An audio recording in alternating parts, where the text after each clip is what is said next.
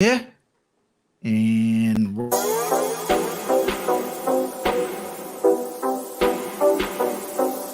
this is the MMA Takes Podcast. With your host, Brian Petrie.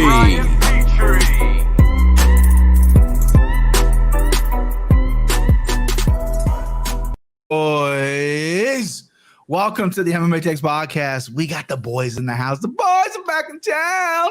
Christian looking dapper. Finally got rid of that handlebar mustache. I love you.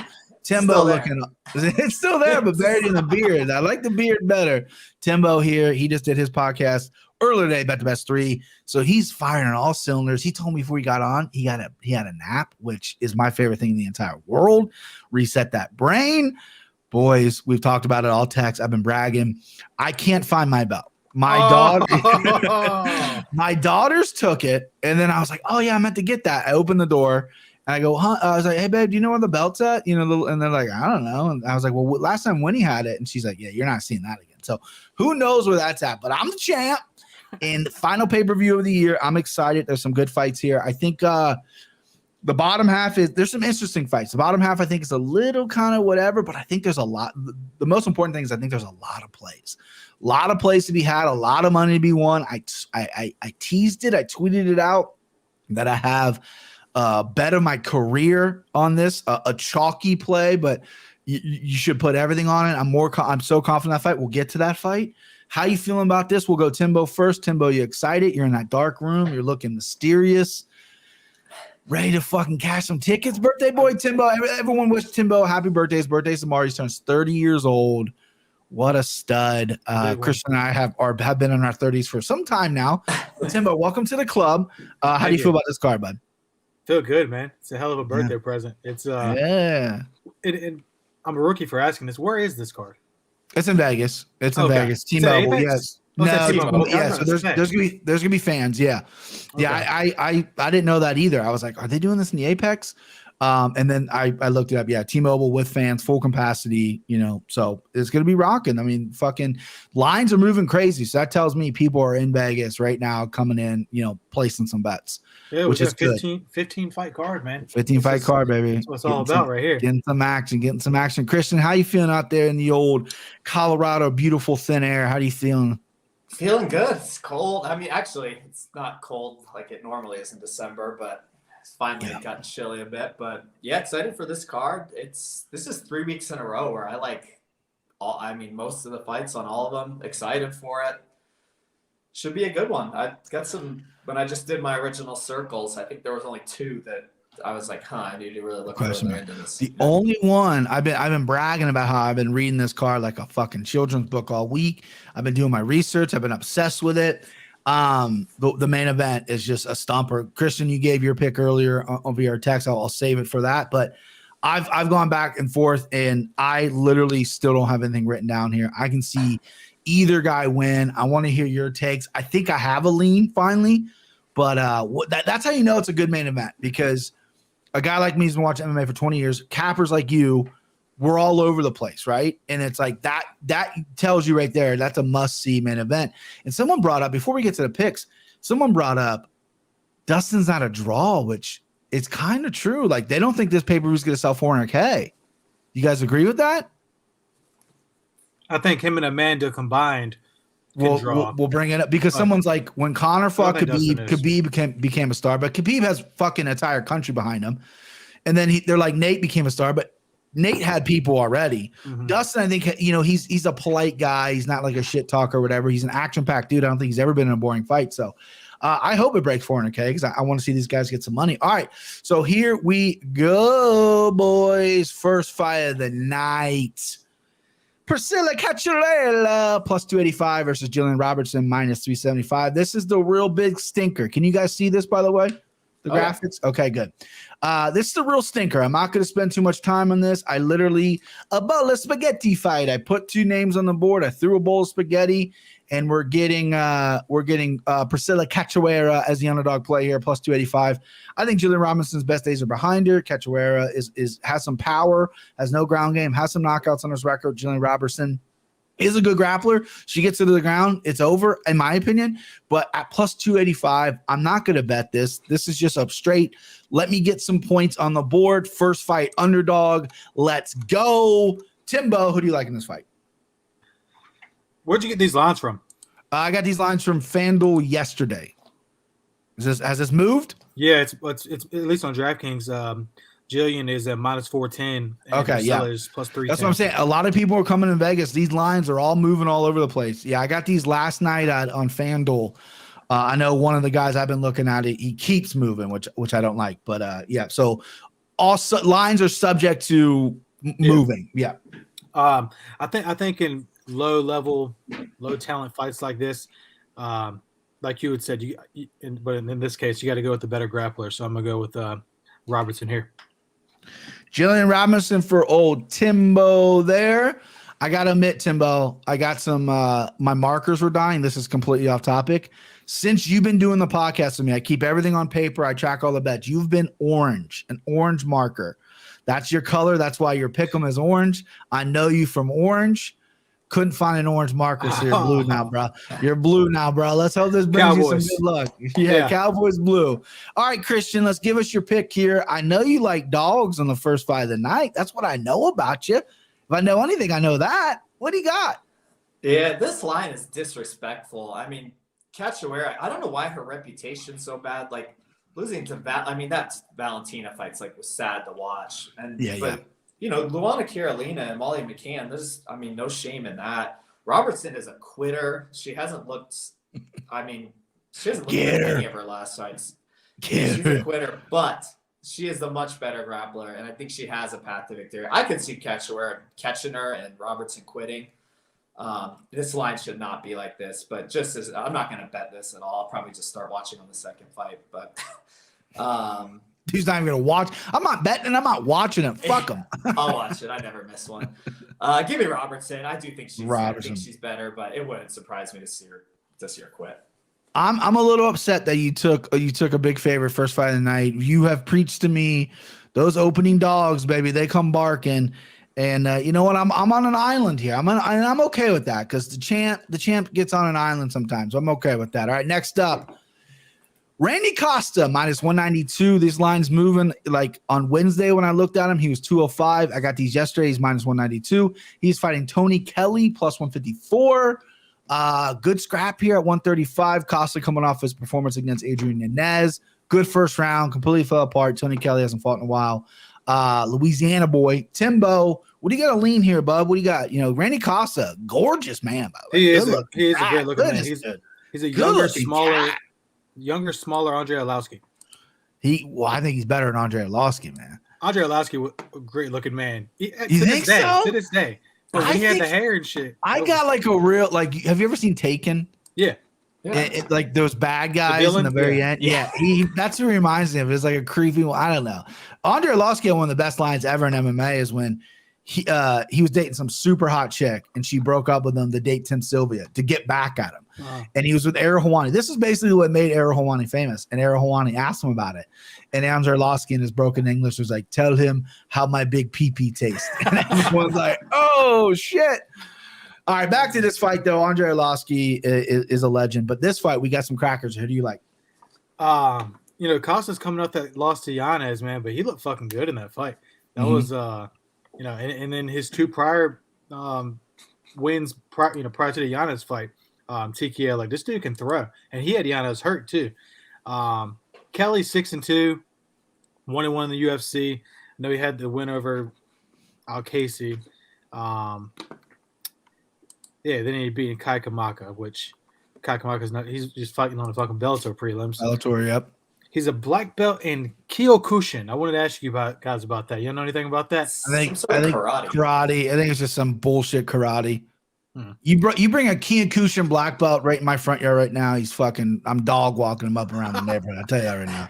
That's all bullshit. I'm a big fan of Randy Costa. Great looking guy, and he's skillful in the ring. He just ran out of gas against Yanez and got beat up a little bit. But yeah, give me Costa. Costa it is. Christian, who do you like here, babe? You like the dog? Are you gonna take some dogs tonight? I mean, that's what I want to know. Well, you fix it to find out. That's it, babe. Man, I think I said this last on the podcast, but I want that sleeve that Randy Costa has. I don't have a single tattoo. I want to get that. That is, my wife loves it, and it's I'm a tattoo guy. You can't see it, but that is an American traditional sleeve, and that's the kind of tattoo she has. Yeah, it's fucking dope. He's got like an alien like saucer on his upper arm. That's super sick. Yeah, his sleeve is pretty dope. Yeah, that is. Yeah, he's a dope fighter too. He is so fun to watch. That fight versus Yanez, that first round was impressive. I think that would have finished most people, that onslaught. He's pretty accurate, a super tricky striker. Some of the stuff he throws is, I don't know how you stop it. I'm not sure that Tony Kelly has faced anything like that. He's obviously really durable, and he's proven that he can go to deep waters with some lesser competition, but neither of them have the highest level of competition. But yeah, I see Costa getting this done. Kelly's never been finished, but I don't think he's fought somebody like the Zohan before. So yeah, the Zohan. Give me Costa. I like this fight. Randy Costa is a guy I was actually pretty high on early in his career. I saw him fight live against Brandon Davis in Atlanta. He lit Brandon Davis up in that first round, and then he falls apart. He lit Andre Hernandez up in the first round, and he falls apart. A lot of his wins come early by knockout. He's got big power. His striking is really good. He moved down to Florida. He was a mass kid, fought in Boston most of his career, moved down to Florida the last couple of fights. My biggest problem is if he doesn't get you out of there, he fades. I have yet to see this guy prove to me that he's got cardio. It just doesn't happen. You look at Tony Kelly in that Kai Kamaka fight; they were banging, slinging and banging. He took that fight on short notice. It was a close fight. He lost the decision, but they were throwing heat, and he went all 3 rounds. The Alec Casey fight, same thing. Alec Casey tried to wrestle him a little bit, then he forced him to stand up. Tony Kelly is a Louisiana legend. Dating Adrian Lee right now. This dude has been around forever. He's 7-2, doesn't have a lot of experience, but I think it's the right pick and to go dog here. Wow. Dog hunting again. I'm not super confident. So what I will tell the listeners and people betting, plus 154 for Tony Kelly is good. I think Randy Costa is a really good prospect, but out of that first round, I just don't know. I hope he proves me wrong, because I think he could be a star. He's good looking. He's exciting. He'd be good for the sport. He's good for the UFC, but I really need to see him out of that first round. Tony Kelly's got some really crafty submissions. He is good on the back. Randy Costa's been choked out before when he gets tired. And if Tony Kelly really turns this into a grappling match, there's going to be a lot of questions to be answered. I hope in my heart that Costa comes out and cardio at one point knocks Tony Kelly out, because I think he's the bigger star. But my wallet says, hey, plus 154 is not bad. But I will say Randy Costa first round knockout is probably – Vegas is probably sniffing that out, so it's probably not as juicy as you would want it, but I think that would be a better play as well. If you get a better number, that's what it is. But I'm going to go Kelly here. I just have a feeling that Costa he doesn't know how to preserve his energy. You know what I mean? It's crazy that in his professional career outside of the UFC as well, he's never been out of the first round in a winning effort. And that speaks volumes to his power, his aggressiveness, and he's a savage. If he can. And he's young, and now he's with a real camp down in Florida. If he can pace himself, you still can be a savage in that first round, but you don't need to go all out and blow your gas tank, because clearly the guy's in shape. He's ripped up.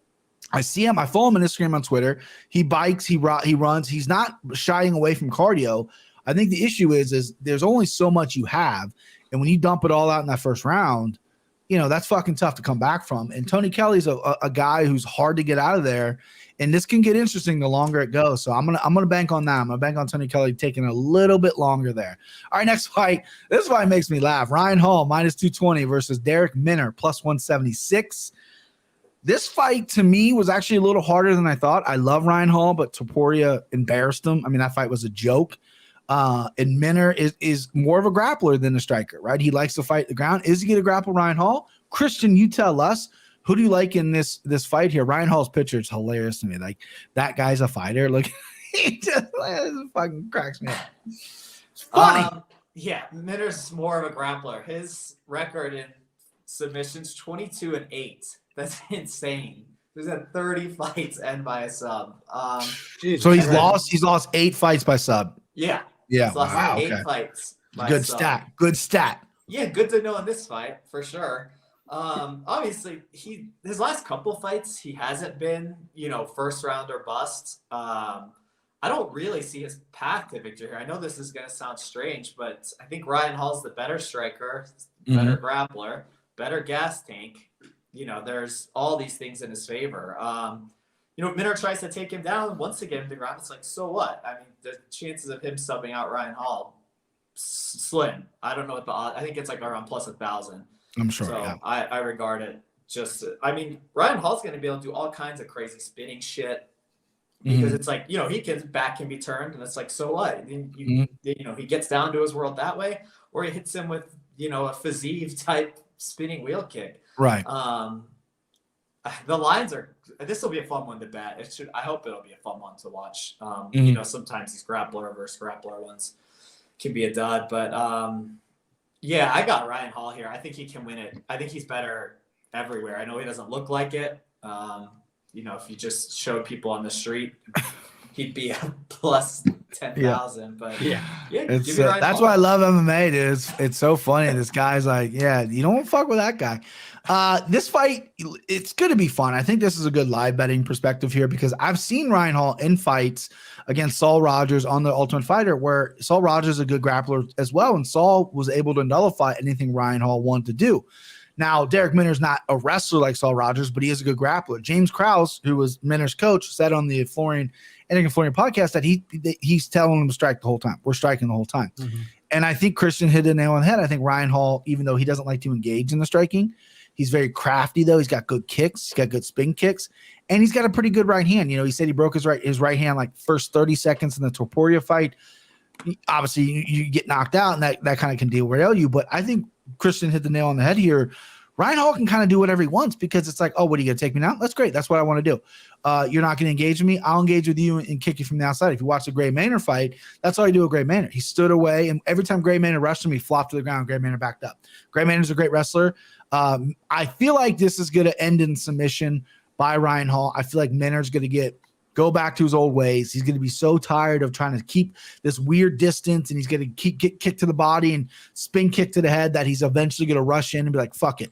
Grappler versus grappler, let's see what the fuck I can do. And that's going to be his problem. I'm taking Ryan Hall here. I actually like this spot a lot for Ryan Hall the more I broke it down. But I can see Minner being really cautious and just going, fuck it. I'll go boring. I'll be positioned and just let him flop, and I'm just going to stay away. Hopefully I got the nod. But I feel like there's something in him that the ego in him is going to be like, you know what? I'm a grappler too. Fuck this guy. Timbo. Yeah, I'm right with you guys. You know, Ila Topuria, that dude's a fucking killer, dude. That was killer. That guy's gonna. He's undefeated already, but he might have some more wins under his belt. In the UFC. Sick. He's nasty. And you know, Ryan Hall broke his hand. He said what he said, but you know, Christian put it perfectly. Like Ryan Hall throws some fucking dangerous leg kicks when he's in there, man. Like he's you know he's probably a yoga guy. He's flexible as shit. He can get his leg up there, kick your head off. You know, as you said, Derek Minner's a wrestler. Wrestle me, I think he can outstrike him. I think he can out wrestle him. I think out grapple him. So yeah, give me. I was was it one of you guys that told me that Minner was plus 900 for the KO? No, you told us. Okay, I think you told us that. I don't know who told me that, but you were flirting with it. You're like, man, flirting with it, but listen, I'm not flirting with it anymore. When you stare at a plus 900. You know, I mean, because Ryan Hall's, you know, he's only been knocked out once, and that's Topuria, but I mean, he's not young, right? It could happen. He gets goofy. Minner, who's not the biggest knockout puncher, but I mean, it only takes one. But when you're staring at a plus 900, I mean, what's $10? I mean, what's $10 on it? You know, I'm gonna take some of that Ryan Hall round 2 knockout. Just dude, round 3 is 40-1. Yeah. That's crazy. Interesting. Look, third, like Minner gets tired of the third round ground and pound, 40-1. I mean, 40-1 is a gorgeous number. I still like it, and it's not going to be as juicy as that. I still see this fight. Two grapplers. One guy's going to get an ego, and that guy's going to be Minner, and Ryan Hall's just so flawless on the ground. All right, next fight, Alex Perez minus 340 versus Matt Danger Snell plus 260. I go here. I believe it's my time. This was one of the harder fights for me to pick because I like Alex Perez. His title shot against Figgy really left a sour taste in my mouth, right? Mm-hmm. He got choked out really quick. It looked like he didn't want to be there. He's also been TKO'd by Joseph Benavidez. It's just, it's one of those things that, like, even though I think Perez is very good, he's got good power. He's dog walked some people. We haven't seen him in a while. I feel like he lost some confidence. I feel like he rose to that title and was like, you know what? I have my title shot. And then it took him a few years to regroup and really get refocused. Probably made some good money on that fight as well. And Schnell's really high level. The only issue with Schnell is he's got a chin issue. He's been rocked before. The last two guys he's fought, Tyson Nam and Bontarine, both are heavy-handed guys. He took punches well, but he's been slept before. He's been knocked out before. Schnell has good boxing. Perez has good wrestling, good submissions. I think Schnell's going to be the better guy on the ground. And when you're staring plus 260 at me, I'm going to go dog here. I'm dog hunting here. I just think Alex Perez time away a little bit. I don't like him at minus 340. I can't say that for whatever reason. This is a pure number play, plus 260 at Matt Schnell. And I might, this isn't just a pick. This might be a play as well. I think I'm going to sprinkle a little bit on Schnell. I think he has all the capabilities of beating Perez, but the chin scares me. I think Perez by knockout is a really good live line as well. But I think Schnell might be a little bit crafty and might pull up an upset here. Timbo. Man, I like this fight. This is a really good fight. If Schnell didn't get finished the way that he did against Figgy, then it's hard to imagine how big of more of a favorite he'll be. But he is coming off the what was it, like under a minute that he got. It was early, taken. Yeah. But Schnell, man, I fucking bet on Schnell. I bet on him probably every fight, and I think he's like 2-2 in his last four. He's got the look. He's longer. He's got a 4.5-inch reach advantage, but I can't do it this time. I really do think Perez is the more talented fighter. Losing to Figgy and Penavita is in that division. It isn't nothing to be ashamed of. And I don't think this line is right. I think, I was looking more of a minus 250 for Perez, but still give me Perez in the pick 'em.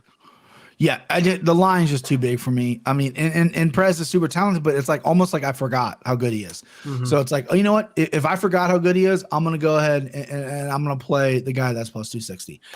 Christian, who you like here, bud? Man, this is a levels fight. Matt Schnell is not on Perez's level. This one, you guys are talking about the line being off. I'm good with this line. I'm gonna parlay him. Crazy. I might put him in place of your mystery fighter that you were talking about on Twitter. You better watch it. This is a walk in the park, a cakewalk. Really? A dog walk. Dude, Perez is good, man. I love the confidence, but I don't know, man. He can do it any way too. Guillotine, leg kicks, fucking grounded. This dude's versatile. I know. This is easy. This might be I have my notes on the entire fight just says elite next to Perez and then Schnell a step below elite. Man, I already knew. I'm when you guys were talking about it, I'm like, I'm good with this line. Nah. I always love disagreement, but like your confidence is infectious. However, I think you're wrong, and I'm going with Schnell here. But I like the confidence, Christian. You're giving you're taking a run at the title is what I like. But minus 340 guys who haven't fought in a while, it just ain't getting it done. Matt Schnell, very good off his back, very good triangles, very good guillotines. Perez, I feel like, man, he got the shot at the title. He's banging chicks. Probably made $1 million. The only thing he's gonna be doing off his back is smelling snot. Take two. Do it again. Get that line out clean there. Smelling snot. It's a good fight, though. This could be an action-packed fight. I don't see it going to the decision. I think it's gonna be a VA stand up. Aaron Blanchfield plus 118 versus Miranda Maverick minus 144. It just so happens that VA's finest, Timbo, is picking this fight first. Who do you like? I think I already know, but who do you like in this female fight? Which, again, this is something that they keep doing to young prospects in this division. Maverick just fought Barber, got screwed, got robbed. We all know that. Big time. And then Blanchfield, 22-year-old girl that from Jersey that they're promoting, and they're putting them together. So this was supposed to be Barber in this fight. Barber versus Blanchfield. That's right. Yeah. So it's like they keep doing it. It's the same thing. Scenario, yeah. I don't quite get it. But Timbo, who do you like in this fight, bud? I like Killer Mav, man. She's a different breed, and Blanchfield, she's up and coming, obviously, but she hasn't proved much to me. Fucking Maverick's proven that she belongs, and she's a legit up and comer. Blanchfield has potential to be an up and comer, but there's different levels there. So Maverick's fucking striking is just on point, as we saw against Macy Barber. She did get bullshitted in that, but she's got something to prove. Coming off an L, she's hyped up. She's on one of the biggest cards of the year. She'll come out there and do what us 757 folks do, baby. Hey, stand up. Christian, who you like? You gonna shit the party here and take Blanchfield? Hell no. I'm a Hey. huge this should be fun, I think. I mean, I love the line. Blanchfield's really line's aggressive. When I just kind of tried to imagine in my head, I was like, well, how did Maverick handle somebody that really comes at her? And I thought of like the Joshua fight, and her nose just snapped in half. Still looks like an angel. And with the speed and the way Blanchfield fights, Maverick, I think, is much more technical. I mean, obviously, with somebody like Blanchfield, she could get overwhelmed, get cracked, but I think she's kind of better all around. I don't know if Blanchfield would gas. I mean, with 125 women, that's pretty rare, but the under 2.5 is like plus 250. I'm thinking about taking a stab on this one not going. Okay. Maverick's powerful, Blanchfield's aggressive, but yeah, I like Maverick as a pick. For that kind of number, I mean, they could both finish it. So right, give me some unders on this. Yeah, we're getting that number because of the Barber fight. We're getting the number because Maverick looked a little human, even though she won. Macy Barber's incredible. She's a great talent. Even though I thought Maverick won, it's still a loss. And Vegas is like, oh, well, this Blanchfield girl is supposed to be the next big thing as well. She looked good against Sarah Alpar, but Sarah Alpar, again, there's levels to this. Sarah Alpar, a good wrestler. Blanchfield's not really that built very well for this division. She's a little undersized. She's not muscled up. I think the size and the strength of Maverick is going to be a problem here. Blanchfield is aggressive. I think Blanchfield does have some good stand-up, and she's okay on the ground, but I think Maverick can kind of take this fight wherever she wants. I think her size, her strength, and her overall game is going to get this done. I'm right there with you. I'm very confident in this pick. I like Maverick. I love the line. This is obviously a must bet, in my opinion. I see some people picking Blanchfield just because, she's like a nice number, and she's young, and there's still a lot of questions about her.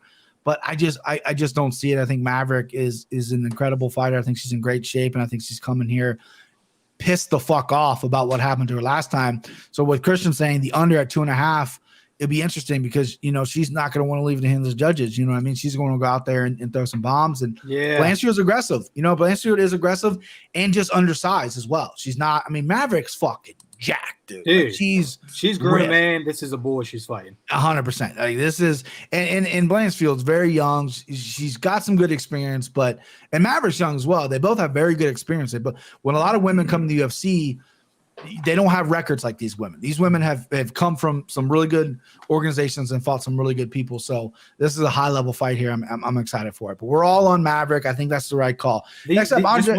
Go ahead. Tell me, Ben. These KO props for Maverick: first round 16-1, second round 22-1, third round 28-1. Bro, just put fucking $10 on all three of them and hope she gets the fucking knockout. If I see anything happening, I'd like a second or third round stoppage. I think Maverick's size is just going to wear on Blanchfield. I don't think Blanchfield's been in there with a monster like Maverick. Blanchfield's very skilled, don't get me wrong. But again, size to me doesn't matter. And this might sound completely sexist, and I don't mean it to be. Women's MMA is still very much evolving. So back in the old UFC days and I'm not talking UFC 1, I'm talking like UFC like 20 through 30 or whatever. Some of those like where they're building and finding the sport, bigger guys dominated. They really did. Like Randy Couture went up to heavyweight and he had to cut to 205 because the bigger guys were dominating them because the sport hadn't evolved yet. Women MMA is there, so size does matter. Size doesn't matter as much as men's MMA. It still does sometimes, but not as much. But these women, I'm telling you, Maverick is a fucking beast. I like that play all around. All right, next up, Andre Nunes, minus 142 versus Timbo, instead of putting Anders, I put your boy.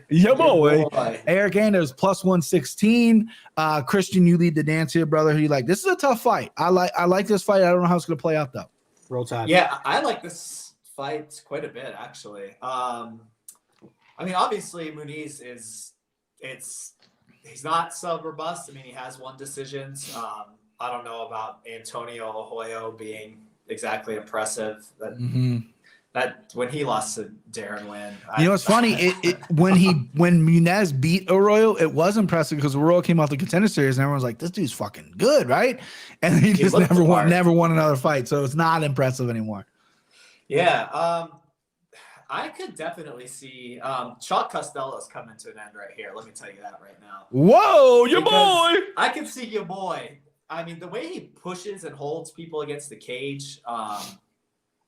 I mean, I could see him doing that for as long as he needs to. He does have power in his hands. It's you don't really know which your boy is going to show up. I mean, the first Darren Stewart fight or second one. You know, he's has looked good since he's been down there in Arizona. He's a better wrestler. You know, I can see him pulling this off. I wish he was a little bigger dog, but Nunes subbing Bartosz Sawicki and like 90-year-old Jacare. I don't know. Yo, bro, he didn't sub Jacare. He snapped that old dinosaur's arm. Yeah, that was nasty. And Jacare sat there like fucking someone stole his parking spot. He's like, well, fuck. You know what I mean? That is a fucking different level, dude. I would be screaming my fucking arm. This dude's like, well, what do you do? Yeah, so you like your boy. I like the confidence in the underdog. I like that. Listen, I'm a big Nunes fan. I'm impressed with the kid. I always have been. I think he's one of the few grapplers that has okay wrestling and okay entries because he's so big. He's big, he's strong, but his wrestling isn't great, but he can get you to the ground. He gets you to the ground. He's fucking lights out. He's so good. He attacks as well. He's one of the jiu-jitsu players. He's not like, I'm sure he's a high-level black belt or whatever, and he probably has some fucking jiu-jitsu tournament trophies or whatever, but he's not like this super patient, let me set everything up guy. He's so big and strong, he attacks you. We've never really seen that with Eric Anders. He's really good at keeping the fight on the feet. The Darren Stewart fight, the first fight where he got eye poked, they had a no contest it. He looked fucking unbelievable. He came after Darren Stewart. It was awesome. When they rematched, he didn't look as good. He still won, but it wasn't the first fight. Eric Anders is very up and down to me. He's very like, which one you're going to show up. I like your boy. He's also can't pick a weight class. I think Timbo said that on our chat. Like he's 205. This is at 185. I'm going to go Nunes. I'm going to go Nunes for the simple fact that I like his ability to get the fight to the ground. If he doesn't get to the ground, because he has piss poor stand-up, he's been knocked out before, your boy's going to take over, right? And I can see Nunes, and I can see in a world where Nunes is having trouble getting Anders down. Anders is very athletic, strong, big kid for 185. I can see him struggling to get Anders down, then start getting fucking wild, and Anders catch him. But Anders has to be on point because I can see Nunes pulling guard. I can see him trying to catch a leg. I can see him doing some fucking flying triangles. Like this dude's gonna go for it. I think he knows he's outgunned on the feet. But I'm gonna go chalk. I'm gonna go Nunes here just because I like the talent, but I'm not confident in it. Timbo, man, if you take away everything you just said except for the last 30 seconds, then you've got this fight perfectly capped. Yeah.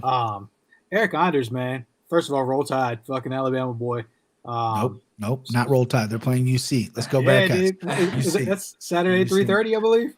I think it's New Year's Eve, isn't it? Oh, yes. I think it's in a couple. Yeah, I think it's New Year's Eve. Yeah. Jeez, they're fucking dragging that out. Yeah, no, I don't get it either.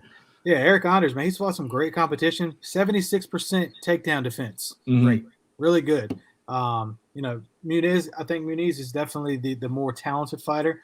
But if Eric Anders could just get back to what, like, when he was in Bellator, and like I remember watching him in the LFA coming up, and when he first got to UFC, this dude was a monster. He was like knocking everybody out in the first round, and then he had a split decision with Lyoto, and then after that he just turned into this fucking he had a head kick knockout not too long ago, but Tim Williams, it was a very close fight, and then he fucking killed him. Yeah, he's just been fighting everybody close, like he's fighting everybody else's talent level. So I mean, but like Cece has said, man, like the first Darren Stewart fight when he knocked him out illegally or whatever. Mhm. But like he was fucking him up. Like that's Yeah. the kind of shit that we need. That's So, what you want to see. yeah, if he can resort to that and just not get taken down, which he's proven that he can do very well, I think it's a great dog play. So give me your boy.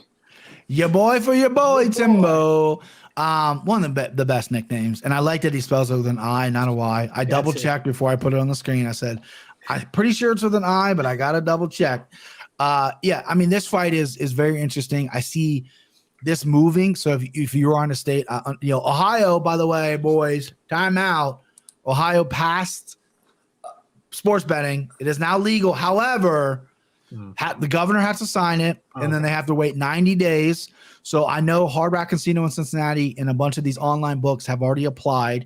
You got to spend $10K. You gotta wait 90 days for the approval process, and they're keeping that open until the 2023. So for a whole year, they're letting everyone bid on it, right? They're letting everyone get time, but in the meantime, people who bid on it early, like Hard Rock and probably all the sports books, they're going to get it. I think we're going to get it by March. I think That's March big Madness. time, dude. Huge. I was reading the article. Ohio's was the fourth largest market for sports betting. California, Texas, and Florida were the only ones bigger than Ohio, like statistically. Yeah. Because Ohio, we have 1 million people live. I mean, we have one of the biggest populations. We're in top 5 populations and not that big of a state. And we are only a couple hours away. Like I'm right by Indiana. People up north are right by Michigan. People to the east are right by Pennsylvania. People to like the east, south are by West Virginia. All these states have legalized sports betting. So we're losing so much fucking money. So I'm so glad they finally got it done. Sorry for going on that tangent there, but this is a great fight. This is going to be a live betting opportunity, I think, is what I want to say here. I think if your boy gets off really good, again, like Timbo said, he seems to kind of be pacing himself a little more, not really going for killer knockouts, whatever. But if he can really stuff Nunes, I see a second or third round TKO for sure on your boy. But I like Nunes though. I like Nunes. I'm not flip flopping. Here we go. Bruno Silva minus 355 versus Jordan the serial killer Wright plus 270. Just looking at that picture creeps me out. I go first here, guys. Spoiler alert. This was it. This is what I tweeted about. I'm a huge fan of Bruno Silva. I looked at this guy's record, and before he came to the UFC, he was over in Russia knocking Russian dudes out. Like, this dude is legit. His only weakness, I would say, and it's something that he's working on, is his ground game. He's been submitted before. He doesn't have, like, world-class ground game. His last fight against Andrew Sanchez, he got taken down 7 times, came back, knocked him out. Like, this guy has no quit. He has good cardio. He got busted for steroids a few years ago, so it took some time off his career, but big power. Enter Jordan Wright. This guy doesn't know how to go to a second round. This guy comes out guns a-blazing, wants to knock you out. Oh, you knocked out Ike Villanueva with a cut? I don't give a shit. Oh, you got knocked out by Joaquin Buckley pretty bad? That's what I care about. I think Bruno Silva's going to flatline this guy. This is my career bet. This is my bet for my life. I hate that it's so chalky. I understand why it is, right? Because I think Jordan Wright's dog shit. I understand why it is, but I am all over Bruno Silva here. This is my pick. Spoiler alert, this is my fucking, when we get to the locks, if I get him, mortal lock right here. Love this guy. Minus 355 is high, and I think he's going to probably close in the 400s. But Timbo, what do you got? Hey, this I wasn't watching Contender Series back then, but Jordan Wright versus Anthony Hernandez, it ended in the first round with punches. Fluffy. He got knocked out. Yeah, Jordan Wright knocked him. It's a no contest because Fluffy tested positive for weed. Yeah, Jordan Wright's been knocked out a few times. He doesn't have the best chin. Okay. Yeah. Well, I mean, that tells me what I need to know. I remember when he got knocked the fuck out by Joaquin Buckley. He looked scared in that fight. He looked, and again, he comes out guns blazing, but once the gun doesn't fucking hit a headshot in the first 10 seconds, he's like, oh, fuck, I'm out of luck here. So, yeah, I second everything you said on Bruno Silva. Dude's been fucking absolute beast. Fighting legit people even outside of the UFC. So yeah, right. Give me Bruno as well. And that's one of the biggest things as cappers we look at. You guys can attest to this too. You look at someone's record, you might not know that well, and they're like, okay, they're undefeated, but they're fighting 0-0 guys and whatever guys. The only guys that Silva has like easy wins are against the guys that he submitted. He has some submissions against some bums, but he's been knocking out some real fucking prospects. And I'm so glad he's in the UFC. It just sucks that there's a million Bruno Silva. So when you try to look up tape on him, you get fucking 50 guys. But he's a legit dude. Christian, if you pick the serial killer, man, I'm on a flight to Denver tomorrow. Let's see what you got here. But we were going back, I guess this one, and then we were going back and forth with Vic Diaz about this fight on Twitter. I don't know, just maybe Monday or Tuesday. And so I was like, all right, let me see. If Brian's so confident, let me poke some holes in it. And so I tried. All Jordan Wright, he has, so Silva's got 5 sub losses. The last one was in 2016. And still, his strength of competition outside the UFC is as good as it gets. Crazy. The UFC. Yeah. That's what took him so long, because he was getting paid so much money. And then he got busted with steroids, and then everything kind of went downhill. That's why you haven't really heard much about him. He's looked well in the UFC, but yeah, I mean, his outside record in the UFC is crazy. Yeah. So Jordan Wright's subs are all against like 0-0 fighters and like Alaska FC. His subs are not at the level of Bruno Silva. Obviously he's dangerous. Jordan Williams, I mean, he puts himself in a position to get wrecked or wreck you. I think this is a situation where, he's going to wreck him. But like I said, when we were going back on Twitter, you parlay this fight with like the under 2.5, find a book. I think MGM has it. And then Nunes inside the distance all day. I mean, that's I already bet that. I listened to a show today, and they see a dog or pass. I heard. Yeah, the guy was like, that was his thing too. That was like his big bet was this fight under a Nunes under finish or whatever it was. I love that bet. And yeah, we all hit the nail on the head. Like, I don't get super excited for fighters that come in the UFC that have a nice little win streak. I get really googly eyed from the new guys, but Bruno Silva's been around for a while. He got busted with steroids. He's got 6 losses. He's not your typical new guy. And then the Andrew Sanchez fight, he was an awkward fighter. He was a good wrestler. He kept taking Silva down. I rewatched that fight. Silva kept trying to get up, and just wore him down. This guy's got big power. Jordan Wright's not going to go for takedowns. He's going to come out. He's got an awkward karate stance. He wants to land his big power. I think Bruno Silva comes out a little calm. 1 punch, I think that's all it takes. Listen, Jordan Wright, listen, I'm not going to be lying to you and tell you at plus 270 with a guy with knockout ability like him.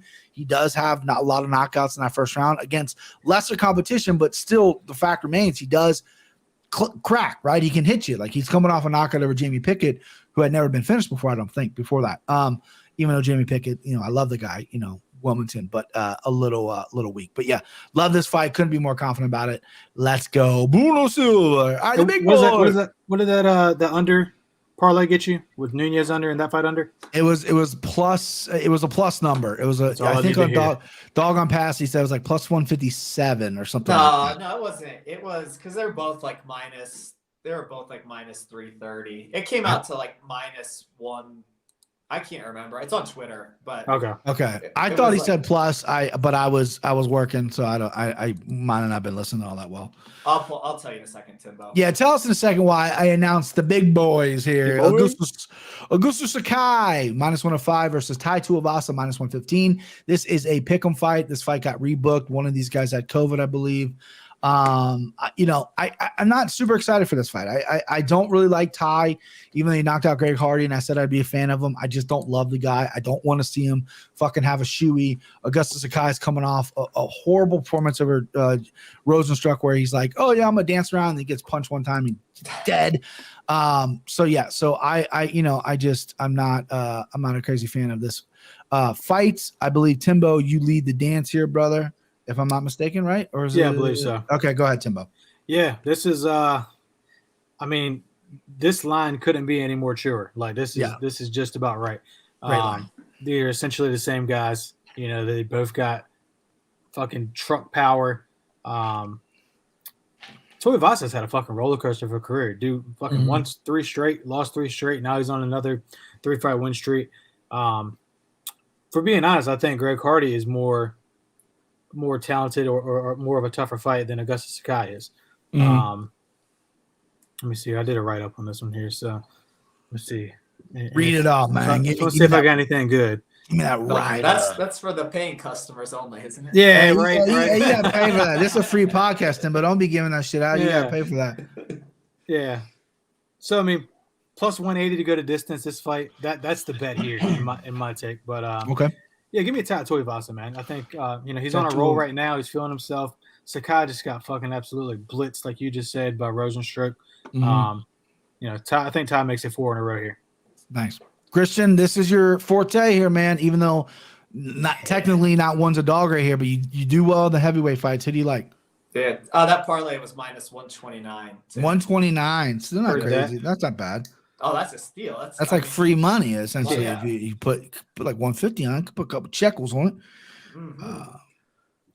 So yes, one of the things that really raised my eyebrows was a lot of these looked at like kind of strength of schedule, and their last 2 fights: Alistair Overeem and Rosenstrike for Sakai, Greg Hardy and Harry Hunsucker for Tuivasa. Big time. You're right.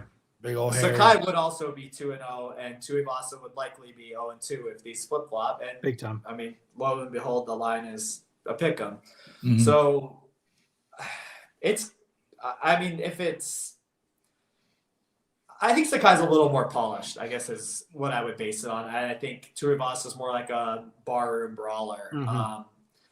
So I think Tuivasa could catch Sakai, but I'm going to lean on just, even though he did get knocked out in both fights, Sakai did go 4.5 rounds with look good. Green. Mm-hmm. Yeah.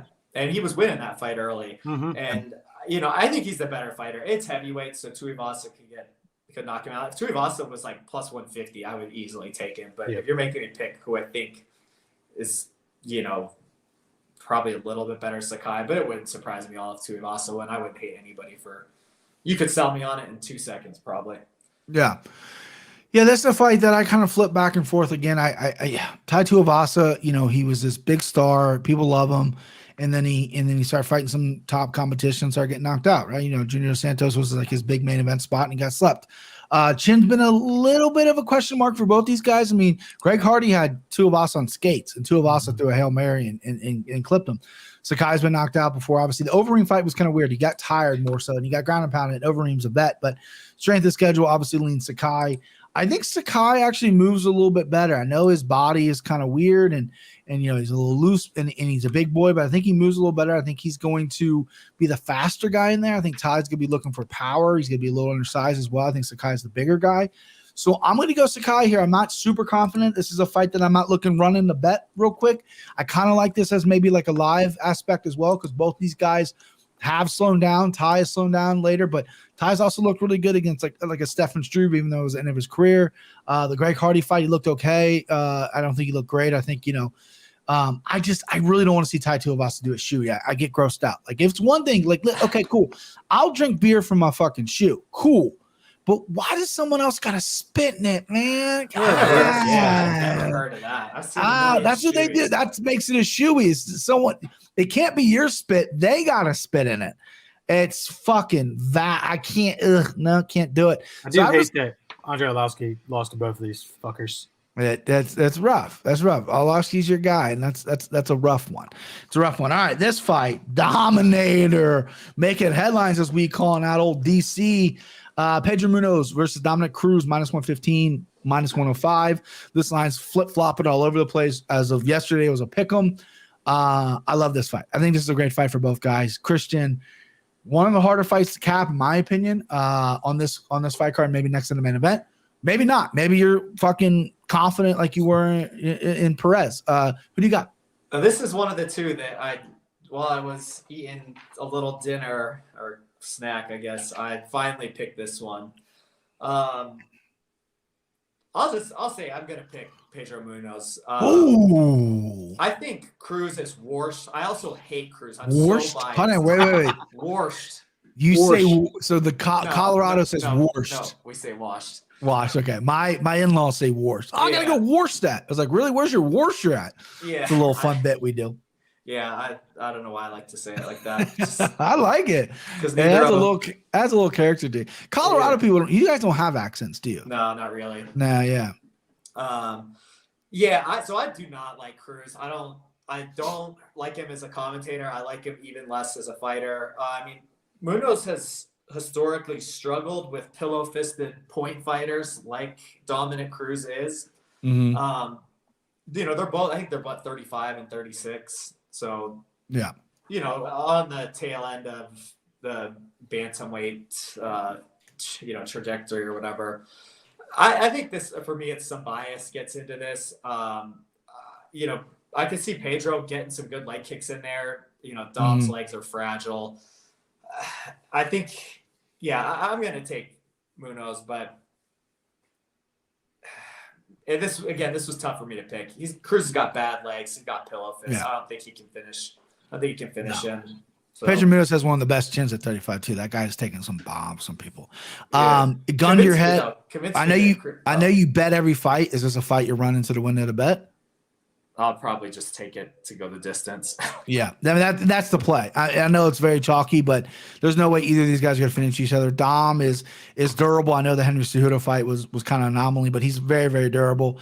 Munoz, he kicks really well. It was funny watching him fight Jose Aldo's last time out, and Jose started kicking, and Pedro was like, "Oh fuck!" Like I thought I was a good kicker. Look at this fucking guy. I like both these guys. I don't like Dom Cruz as a person. I don't like him as a commentator. I think he's very overrated. I think he's kind of an asshole. He's arrogant. I watched him and DC argue today on DC's YouTube channel, and he's a little like he wants the smoke. He's like, let's go, let's talk about it.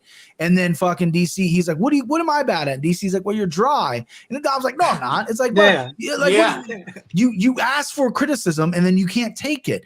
But I do like him fight. I think his fighting skill is very good. But just like the Kansas City Chiefs offense, I think people are figuring it out, right? I think that the fancy footwork and all that shit that kind of memorizes you, and he throws a big looping right hand, and sometimes he goes for a takedown. He's very awkward. He moves his head really well. I think that is going to be kind of figured out lately. Problem is Dominic Cruz, whenever he's the bigger fighter against smaller guys, Pedro Munoz is a little short for this division. He has really short reach.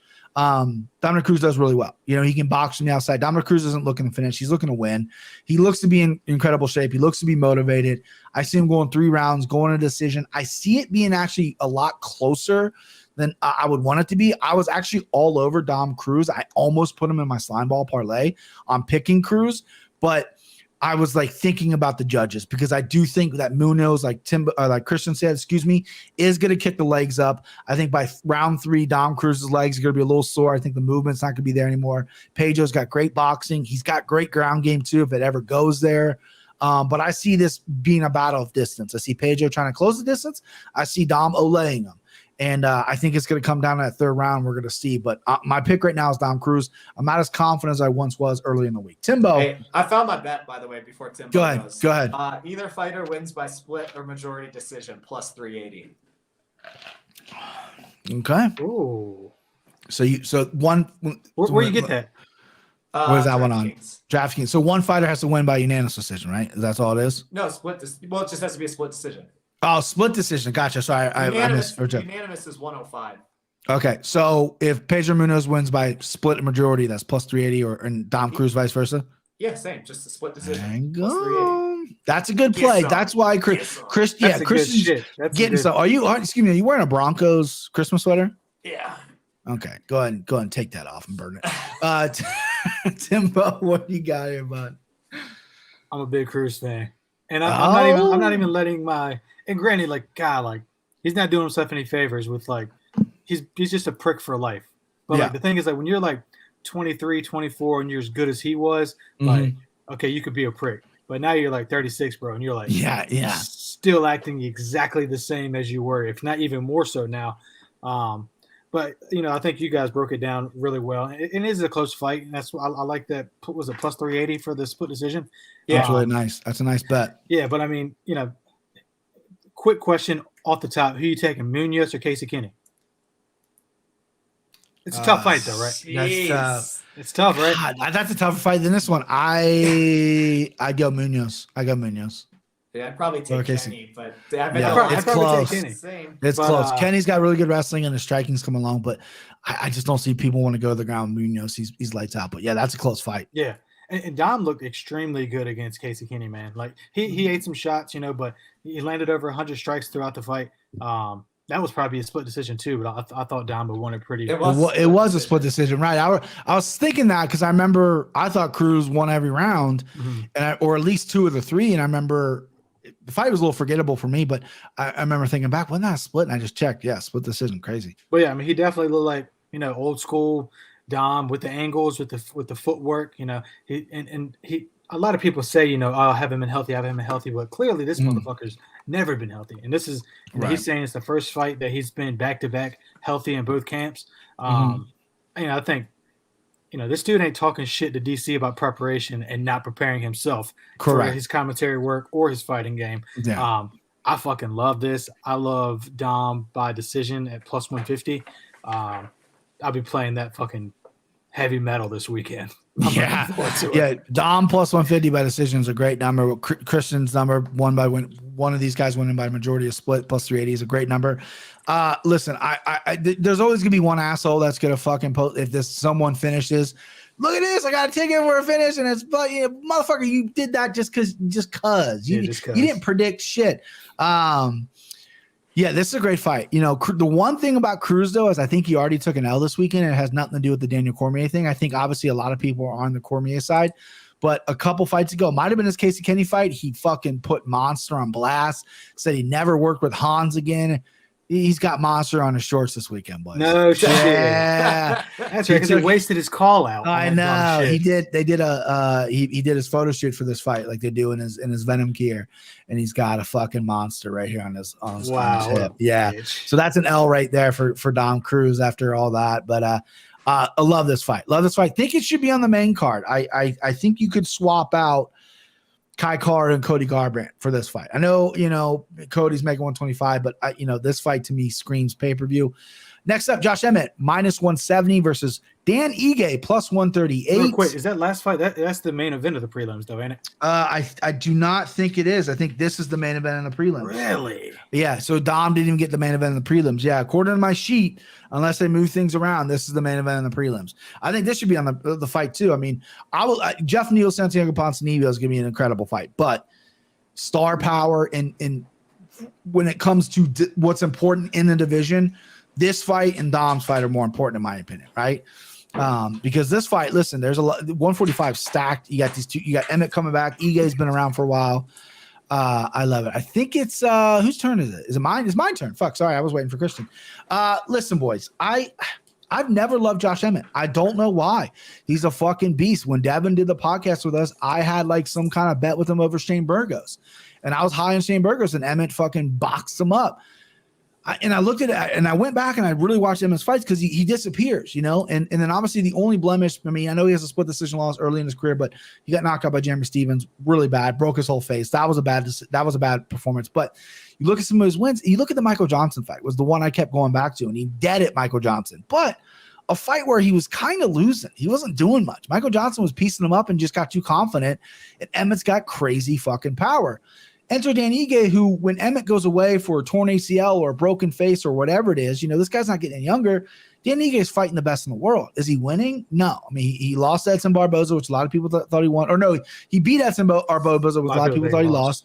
Yeah. He got boxed up by Calvin Kattar, which is no shame. And then he looked really kind of average in the Korean Zombie fight his last time out. But he's got power. He knocked out Gavin Tucker, who's a guy that I really enjoy watching fight. This guy's legit. And when you're giving me a plus number against a guy who's been away, against a guy who's been fighting elite competition, I don't know how you take a stab at Ige here. So I'm going to go Ige, but I have a little bias because I don't think I've ever really picked Emmett. He has big power, but again, he's 36, 37. I think he might be 36. Hurts all the time. I think Ige is super durable, has a good chin, good boxing. If Emmett comes out and really wants to wrestle, because he is a really good wrestler, I think that could be the biggest issue. But on the feet, I think if Ige just puts a little bit of pressure on him, a little bit of volume, and avoids those big shots, I think he can win a decision here, or possibly. I don't know if Ige can finish Emmett, but possibly. I mean, Jeremy Stevens did, so who knows? Timbo, who do you got? You made a good point earlier with fighters taking this long absence and coming back as favorites. What fight was that? You remember off the top of your head? I don't know. Shit, I can't remember either. Oh, but, Perez being a huge favorite there. Yeah. And, this guy's not a minus 320 or whatever it was like Perez was, but he's also 36. He's coming off. God, he got fucking killed in that goddamn Shane Burgos fight. And granted, tough as a warrior and everything, but that's a lot. I mean, he came out and said, the adrenaline. No, I felt it, but dude, it's still adrenaline. Like if you got off the couch and felt that, you're not going to go fight. Ige, man, like Ige's tough as nails too. Like he's the younger fighter. He's obviously the more active fighter. I like the dog play here as well. Give me Ige. He's a little boring in there. Ige can be a little boring. He can be like 4 strikes per minute. That's he needs to be a little more because Emmett's like that. So they both need to really uptick their volume if they want to win. A lot of people are circling this fight. This could be a banger because both guys can take it and both guys can hit hard. I think it might be a little dry in the beginning until they really get going. But both guys can fucking crack. But again, you're giving me plus money for a guy who's been more active against a guy who keeps getting who's made of glass, apparently. I got to take the actor guy. Christian, what do you got here, babe? Yeah, you guys have made some really good points. So I'll see. I'll start off by saying I'm on the Emmett side. Oh, so okay. You guys have made some really good points, but fuck you. Fuck Here's my opinion. Let me take a shit on all your points. Yeah. That's like a game of Jamie Lannister says something like everything you say before the word but means nothing. Yeah. I love that you're quoting Game of Thrones, baby. I couldn't quote that show, but I've watched every episode. I was obsessed with it, but I don't know any line from that show. It's a good one. Yeah, but you guys are wrong. So I find the dynamics of this fight to be super similar to the Aldo fight we just saw, where I think you're going to see higher output from Ige, but I don't see a finish. I see it going the distance, and I see Ige outstriking him, but Emmett is going to, when Emmett hits him, it's going to knock his head back, and it's he's not going to knock Ige out. Ige's never been knocked out. Right. So I see the fight super similar to that. God, the line's not even that much different. But yeah, Emmett's been off for a while. He is the older fighter. That doesn't really scare me. I think, again, the optics, Ige's going to be there, but I think when he gets hit, it's going to be harder. And when, I think we've seen, especially recently, and a lot of the judges are rewarding that damage over the output. Right. So for that reason, give me Emmett. Funny enough, I've only ever seen one Emmett fight. That's how much of a casual I am, and it was the Burgos one. Fucking, we should start calling him Triple C. Christian Costello casual. No, yeah, listen, I'm not going to call you the C word because he fucking gets hurt every fucking 10 minutes. Every fight he gets hurt, he's out 18 months. Like, it's hard to be a Josh Emmett fan. He's very talented, but it's like by the time he works his way up the rankings, after this fight, he's going to hurt something. He's going to be 40. You're going to drop off, especially the lower weight classes. His time's now. He's got to come out here. He's got to knock out Dan Ige. He's got to make a statement. He's got to call some big heads in this division and move forward. I've never seen. I know when he comes from Alpha Male, and I remember we made his UFC debut, like everyone was making a big deal about this is like the next guy from Alpha Male.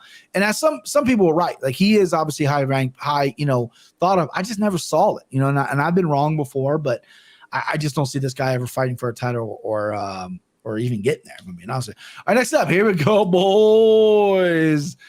Shook Sean O'Malley -310 versus Rylan Paiva +240. Who goes? Does anybody know? Timbo. Tim, what? Chris, I just finished. So it's me. Okay, good. Yeah. Falls on Sugar. Hey. Everyone knows I'm picking Sugar Sean O'Malley. That's not going to be a surprise. Here's what it is, right? Paiva. A lot of people are calling this a trap line. They said it on Dog and Paul's podcast. A lot of people like Paiva as an underdog here. I get it because Sugar's last time out was against Chris Martino, and he hit him like a million times, didn't fall over. And eventually they stopped the fight, but that was more of a ref, right? Paiva, though, his last time out was against Kyler Phillips, which I thought he lost at very best draw. He got 10 in that first round. He got knocked around left and right in that first round by Kyler Phillips, and then Kyler guessed. Paiva's got some good wrestling. He's at American Top Team. He's working his wrestling. That's what I want to see. I want to see someone wrestle Sean. I want to see someone really try to grapple him because the striking, I think, is flawless. I think he's going to knock out Paiva if Paiva decides to stand with him. If Kyler Phillips buzzed him, Sean O'Malley's going to buzz him and put him out. Sean O'Malley's a good finisher. I know Chris Moutinho, everyone's like, well, he couldn't get him out of there. But, Moutinho had a cement blockhead, and Sean O'Malley broke, like, the striking record. You know what I mean? Paiva's a good dude. He's a good fighter. I think he's gotten some really good decisions on his way with fights where I felt like he didn't look so great. Like he lost the decision to Kai Kara France, which I thought he won. But he lost that one. But then Zalgiris Zumagulov, who we saw last weekend, I thought beat Paiva, and Paiva beat him. So Paiva's kind of up and down, but I like that he's an American top team. But this is about the Sugar show. Sugar kicking off the pay-per-view. He's going to come out flashy. You can dislike Sugar, Sean O'Malley. It's all, personality-wise, whatever. But his striking is very, very good. He moves so good. His kicks come from – he can kick with both legs, front leg. He switched stances. He's got powerful hands. Paiva's going to run into some stuff here. But I really want to see, as a Sugar Sean fan, as a Sugar backer, I would love to see some grappling come out of Paiva. I really want to see what Sean O'Malley has because he knows that the top of this division, guys are going to be fucking taking you down. And even though Paiva's a longer guy and he's not this short, stout wrestler and his shots are going to be a little bit easier to see, I still want to see it, right? So I'm obviously going Sugar Sean O'Malley here. I don't think it's a trap line. I think it's properly placed. I think Paiva looked very average his last time out against Kyler Phillips, who is Sugar Sean O'Malley's training partner. So give me the Sugar Show. Timbo. Yeah, man. I think this line's about right. It's a nice little boost in a parlay. I didn't look at what O'Malley was by knockout, but I got it right. I was going to talk about it. It's between plus 100 and plus 120. Free money. Give it to me. Free. Yeah, I mean, Paiva's, okay, he's beaten some wrestlers. He's beaten Kyler Phillips. He's beaten Pillow Hand, Kai Car France. But, you haven't felt no power yet. So, yeah, fucking O'Malley lays waste to this dude. Lays waste to him. I love the confidence of my guy, Timbo. Christian. I don't like it, though. I hope it doesn't happen. But, I'm going to bet it. No, you want it. Yeah, you want it to happen. Christian. Yeah, I think a lot of the reason O'Malley did that Moutinho fight, sometimes you compete to level your competition. If you're if you're playing basketball against a shitty team, you probably not going to play as well. You see it all the time. You see it in every sport. So I wasn't super surprised there. O'Malley, I mean, I don't know how much he really he said, right?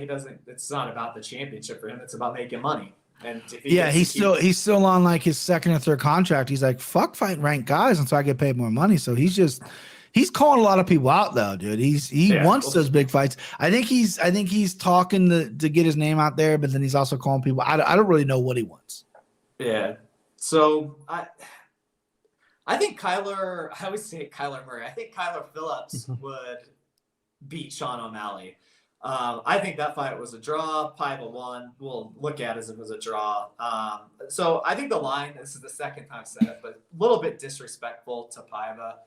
O'Malley is the better athlete, better striker.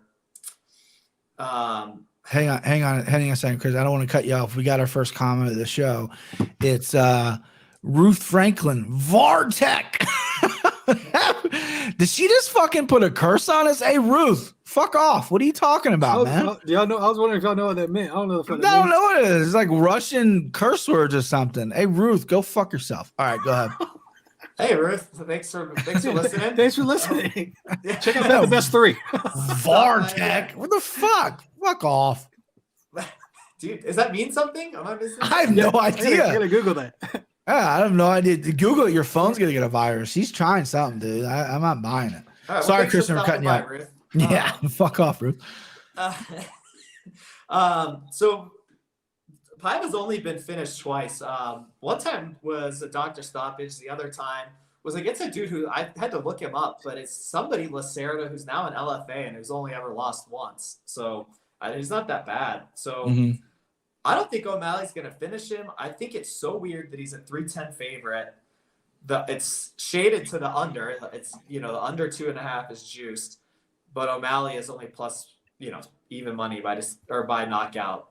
It's weird. The numbers don't add up, but he is between plus 200 and plus 260 by a decision. So I'm probably going to take a stab on that because I don't think he's going to finish. If Paiva made it through that first round with Kyler Phillips, who I think would beat O'Malley. Yeah. So you're taking O'Malley? Excuse me, I didn't. Yeah, okay. That's sorry, that was a real roundabout way to say. I think he's going to win by decision, though. Gotcha. Yeah. Paiva, I think his durability is a little overrated in my opinion. I think he's got a good record, 21-3, but I don't really think he's fought anybody with it. The cut loss was Rodrigo Baltanin, who does hits with a lot of power. One shot cut him open. He got a fucking vagina in his head. So I think if you get buzzed by Kyler Phillips on the feet, who's not really a striker, I know he's working on his game. I think that plays well. So I like my finish. Next up, Kakar France plus 120 versus Cody Garbrandt. No love. He's minus 148. This is No Love's 125 debut.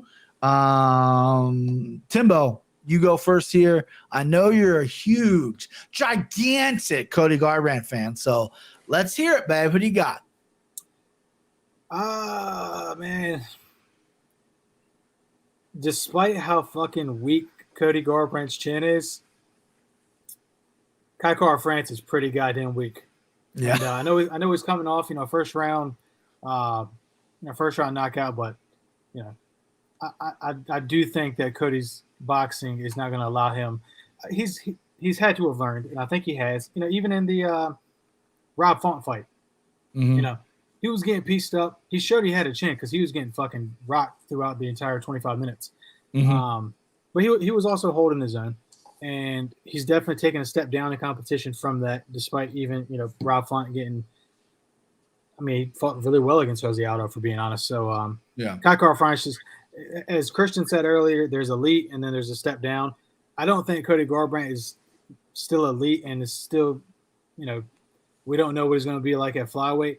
Right. But whatever level he is at, that step down from elite, I think Kakar France is below that. Down from that. So, minus 148, I think I like the line there. I'll probably just bet it like that because he could win by KO, but I think his boxing's a lot, his boxing is crisp. I remember you were a big proponent of Kakar France when he first came in and, talked about how good his striking is, which it is good, but the power is not really there. No, and he's got to change his nickname. He's coming off a knockout loss over Bontarine, but it's don't blink Kakar France. It's like, buddy, you got one knockout in UFC. You got to change that name. That fight was badass, though. That was a good fight. No doubt. Yeah, because Kakar got hurt and then, came back. Yeah. Timbo made a good point. This line is surprisingly a little lower than I thought. I think Cody coming to 125, I thought a lot of people thought maybe a bigger deal. So he's priced pretty good if you love No Love. Christian, do you not love No Love? There is no love for me for Garbrandt, but I do think he stands a really good chance of winning this fight. He's really better everywhere. He should be, at least. This is all pending the weigh-ins. We'll see what he looks like tomorrow. True. And that's, I think, every better out there. So you'll probably see a lot of line movement, based on the weigh-ins. Or, not a lot, but they're going to move. Yeah. They've been moving anyways.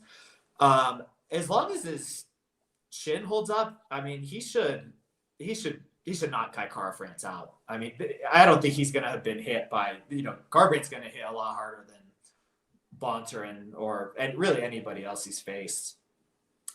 Obviously there's a speed difference, but Cody's not slow as it is. But yeah, I think his chin, if it held up against Rob Font, I see it holding up against Kakar France. So yeah, he should either knock him out or do his little dance moves on the way to a decision. Weird robot moves that he's got. Yeah. Oh man. Yeah, this was at 35. I picked Cody. We seen 135er cut down to 25, and he looked like complete shit and got popped for EPO.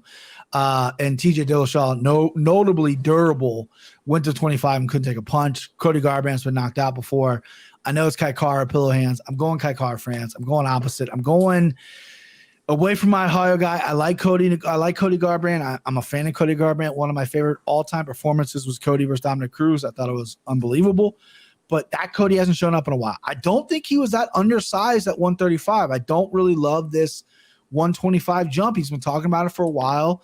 Obviously, he doesn't cut a lot of weight for 35, but I just don't like a guy with chin problems going down. Regardless, he's got a shorter reach by a long margin, isn't that? Yeah. What's the long margin? Kaikar's got some long ass fucking arms. 69, 65 is what that's ESPN. Yeah, Cody doesn't have the longest arms. He's got really good boxing. He's got good footwork. But you look at the Sun South fight, which was an incredible knockout, but he didn't really do much. He was really very defensive and didn't get aggressive. In the Rob Font fight, he went after it and wrestled a little bit, which was good, but Rob Font's volume was just teeing him up. If Cody comes out and wrestles, he looks to be in phenomenal shape. By the way, the pictures I've seen, obviously we got to wait till the weigh-ins. He looks to be in incredible shape for 125. He's obviously doing the right things, spending a lot of money on his body. Didn't go to Jersey this time, stayed in Sacramento. I think he's zoomed with Henry. I think Mark Henry's still going to be his coach, but I just don't like the 125 cut. I just don't like it for a guy with chin problems. So I got to go Kai Car, even though I don't think he has a lot of power. So I'm going to go Kai Car France, and it's a plus number. It's a plus number. All right, next up. Tapology had that 66.5 for both of them. I don't know. Where are you getting your stats from, Christian? ESPN's got 69, 65. Someone's playing a joke on you with that 69. Also, I don't know if this is like brand new. I don't know when the press conference happened. Would you see Cody and Sean going at it? No, the press conference was at 8:00. I was going to watch it when I got off here. Yeah, I figured they would go at it because Sean, they've talked a lot of shit to each other. They square it up. UFC stats 69, 65. Huh.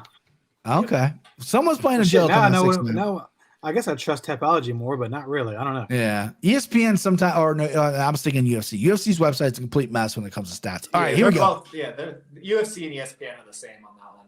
This fight, which I didn't think was going to happen because Jeff Neal got in a little bit of trouble. Jeff Neal plus 104 versus Santiago Ponzinibbio. I got him as Ponzi. That's a cool name. Minus 128. I believe Christian is going to lead this dance here. However, I want to say one thing, and I want to defend my guy Jeff Neal. So there's a lot of fucking bullshit going around. What happened? He got drunk on Thanksgiving, but he wasn't like drunk. He had a couple drinks. He blew over the legal limit. In Texas, and I think most states, if you're drunk carrying a firearm, it's illegal. So you got a weapons charge. But the firearm was registered to him. It wasn't like he was waving a gun or anything. He got pulled over. They said, "You've been drinking." He said, "Yes, officer. My firearm's with me. It is registered." They're like, "Well, if you're above the legal limit, we're hitting you with this charge." All that shit's going to be dropped. I still don't like a guy being drunk 16 days out from the fight. But Timbo, you got something? I did. I read an interview with him, and he didn't take a breathalyzer. He took a blood test. Took a blood test, which automatically qualifies you as being as a DUI. If you refuse, that's not how it is here. They say refuse the test because you buys you time to get the blood. Exactly. No, I've been there, dog. That shit. I refused the test because I couldn't even see straight, and I said I ain't taking that fucking thing. And they threw me the drunk take, and they're like, "All right." And some lady came in to give me my blood. I was like, "What's this? This isn't a fucking doctor's office." She's like, "No, we gotta see if you're drunk." I said, "Oh, this isn't gonna go well." But yeah, so you refuse the automatic. That's in Ohio as well. So I think he did the right thing. But they hit him with the weapon charge. So there's a lot of shit going around Jeff Neal. I've buried him.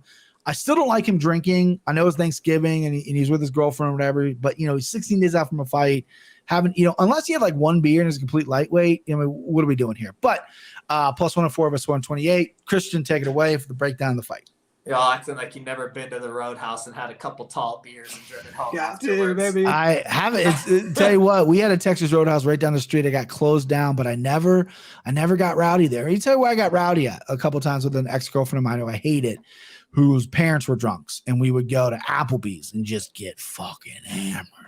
Yeah, they got those dollar margaritas or whatever. I was just a tall blue moon, please. After about 4 of them, I'm like, you gotta drive. Yeah. That's the thing. My wife wants to see me drunk. I'm not a good drunk. I'm an asshole. I'm mean. I'm just aggressive. You just don't want to see it. I'm just not. I don't handle it well. But go ahead, Christian. Sorry. All right. So both these guys coming off some sepsis and congenital heart failure and I had all about that. I had the same thing Jeff Neal had. I'm fine, pussy. But go ahead. Yeah. So and then Ponzinibbio came off that long layoff. I think he had sepsis too, or Ponzinibbio had like something hooked up to his body for like a year. Yeah, he had like some kind of it was like I don't know what it's called medically, but yeah, he was fucked up for a while. So either way, they similar. Maybe not similar in a medical sense, but similar to for a better, pretty similar. Sure, yeah. So let's see. They got Magny as the common opponent. Neal lost to him post sepsis. Ponzinibbio beat him pre sepsis. This is another one. What was it earlier? We're kind of like doing all this. Perry as well. Sakai Tuivasa. Yeah, What'd you say? they both fought Mike Perry as well. Jeff Neal my fucking God. slapped him. They're not like if you look at their just their striking metrics, takedown metrics, these dudes are identical. It's wild. So I can see why it's a pick 'em. The thing is, with that coming off that serious health stuff with Ponzinibbio, the win over Baeza is looking a little bit less impressive. Watching Baeza, he lost to who was that? Chaos Williams, baby. Chaos Williams, yeah. I thought he was going to win that. I wasn't super impressed with him in that fight. I thought he would I was pretty confident in him. Look, I'm going to go Neal here. He's 4 or 5 years younger. Like I said, all things being equal, I'm gonna lean with Neal. I'm hoping he's healed. He's had a little bit of time away. I mean, obviously there's the legal stuff, like blah blah blah. I've had a few beers at the Roadhouse too. Yeah, give me Jeff Neal. I think the number's moving a little bit higher plus money now too. Really? Nah, yeah. Well, yeah. Actually, no. It's still plus. It's about the same. Okay, yeah, I thought maybe some people were getting scared off by the thing like I was early in the week, but I'm going Jeff Neal too. I'm not going to bury the lead. We got 2 fights left plus the locks. I'm going Jeff Neal. Listen, Ponzinibbio looked really good against Baeza. He took 1,000,000 leg kicks, showed a lot of heart, didn't slow him down, but he got knocked out by the Least the fight before that. That kind of weighs on me. He's been chinny in the past. Sometimes he's shown up, has a great chin. Other times he's been touched. Jeff Neal's going to touch him. Jeff Neal's got big power. My only complaint with Jeff Neal is he's got great boxing, good kicking. Takedown offense is pretty good. He's been caught before too, right? He's been put down before too. But Jeff Neal just needs to throw a little bit more, right? Needs to be a little bit more aggressive. I think he's too in the pocket. The Neal Magny loss was such an ugly loss. I know he's coming off a lot. But that's just a lucky loss. If you're an elite guy, you got to beat a guy like Neal Magny. You just have to.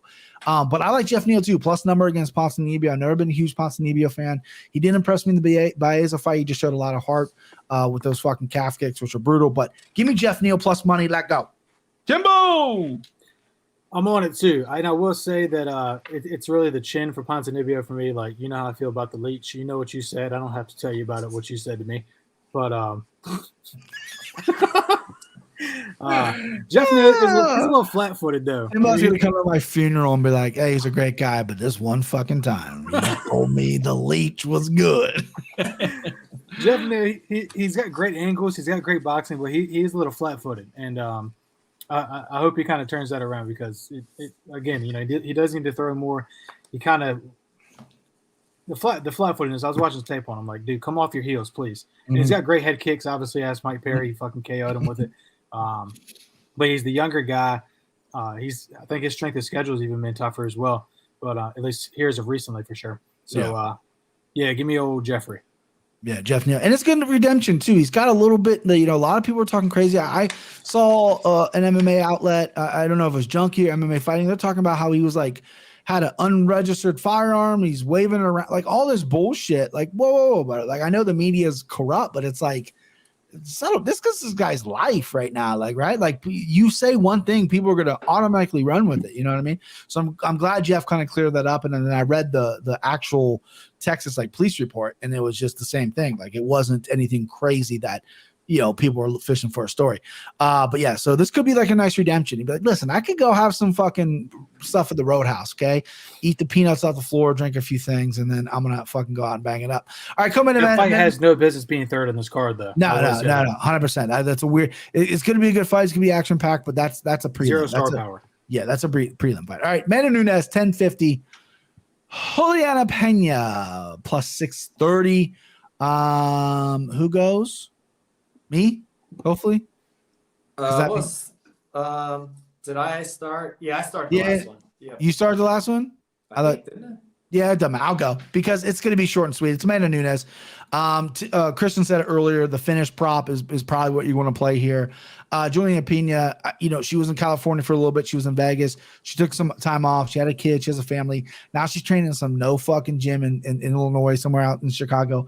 I saw her training footage on the embedded. Her stand up is not good. She's a good wrestler, but you have to be better than that to be Amanda Nunes. Amanda Nunes is a world-class fucking black belt. Let's take your arm, your neck, whatever, and she's going to fucking knock you out. She's the greatest of all time. She's an incredible fighter. I like Amanda Nunes. Apparently she's on weight. I was a little worried about the weight because she hasn't made 35 in a little bit, but she's already on weight according to all her coaches, but obviously wait till the weigh-ins. And I just think this is someone to fight. You know what I mean? Pena's been calling out Nunes forever. And I think this is Julia Pena being like, you know what? Mommy fought for a title one time.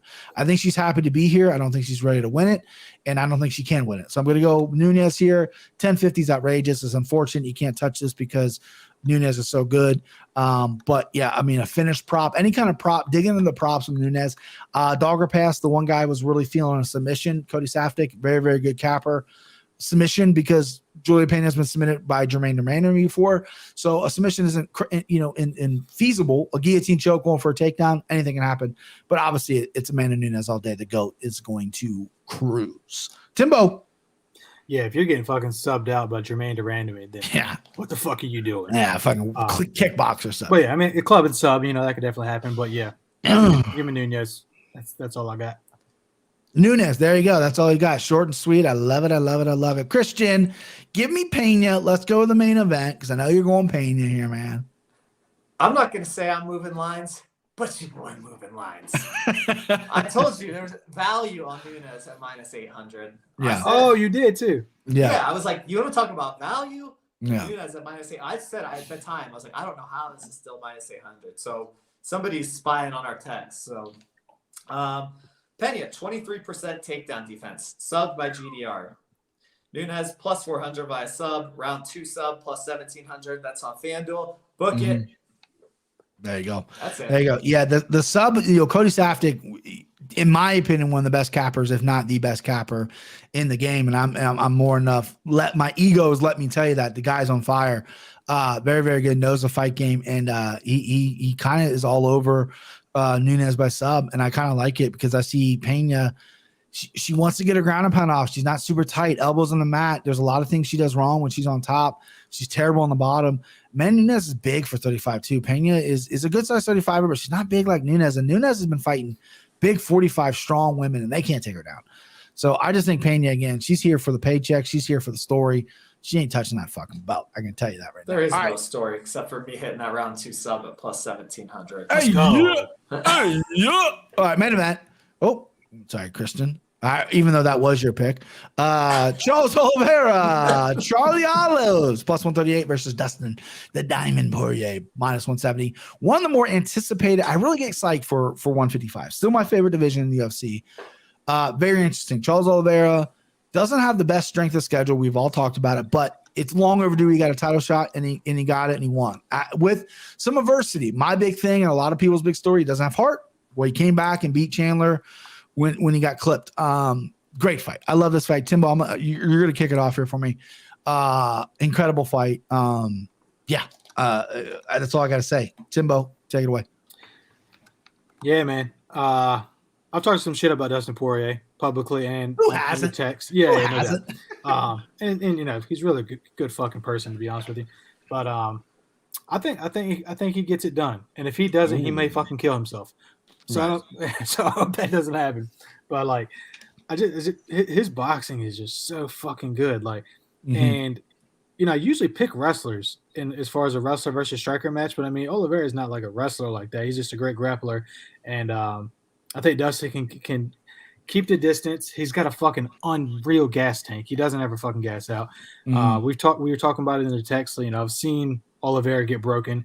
I've seen Poirier get broken too, but this is about to be that, this shit happens.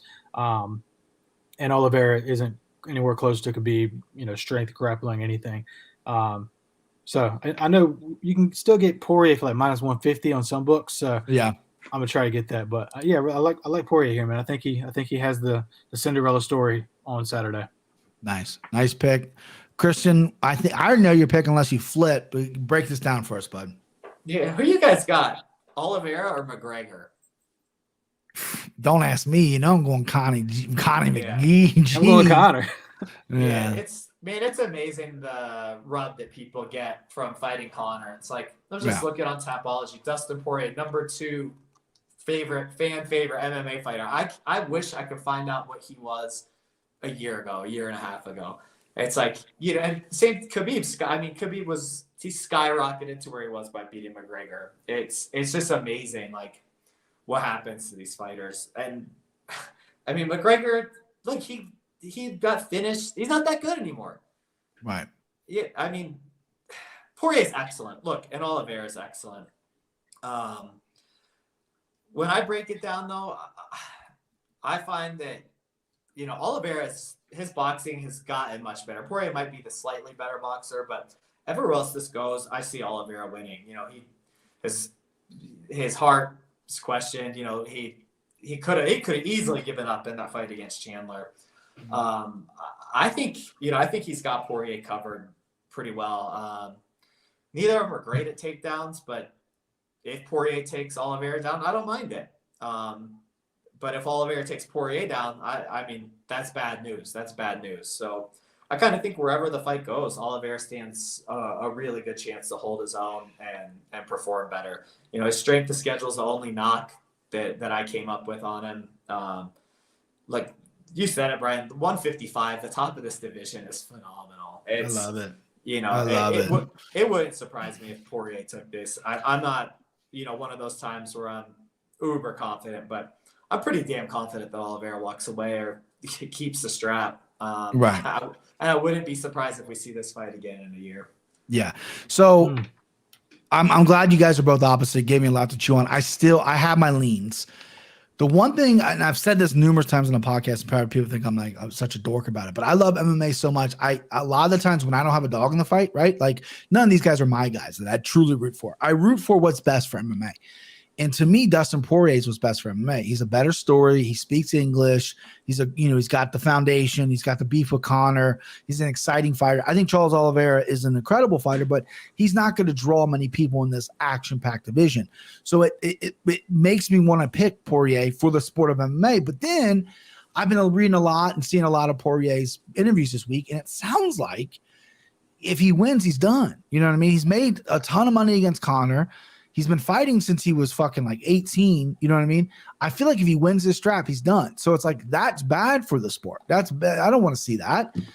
So I'm really conflicted. Then you look at Charles Oliveira's record. He's fought some really cupcake guys. There was a time in 2017 he was going through a bad run. He's getting submitted by people. He got TKO'd by Paul Felder, pretty nasty. And then he's on a 9-fight win streak.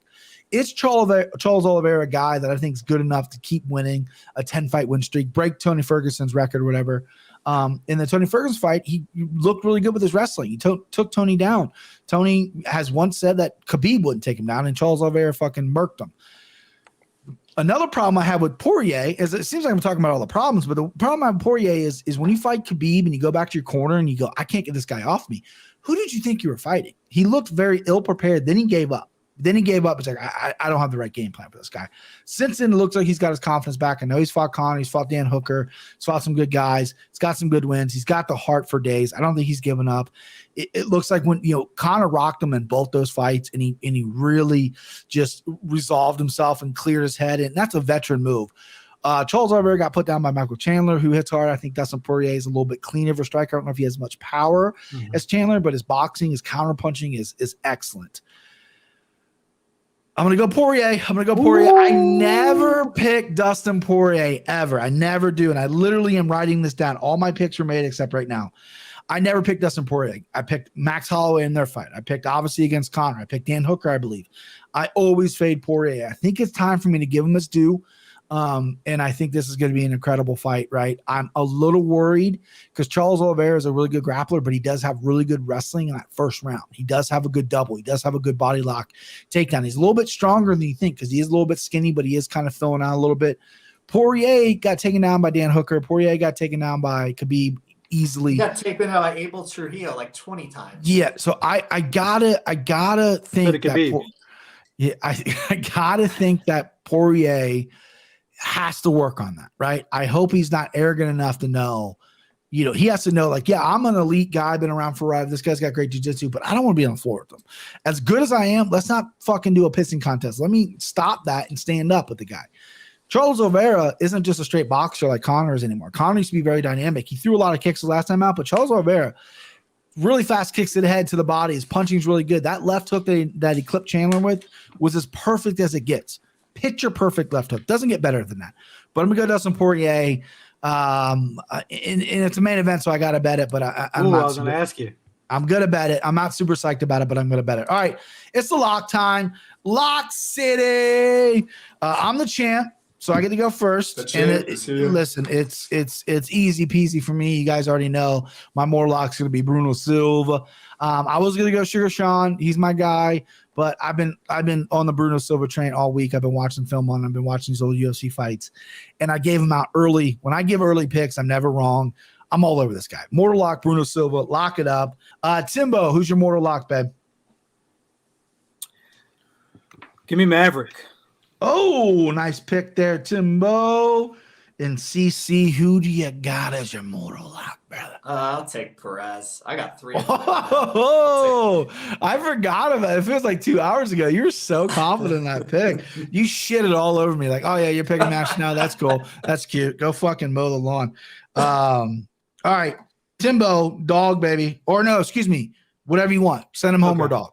All right, so plus 100. Are we giving that a dog? Yes. Anything plus dog. Yes. Dom Cruz.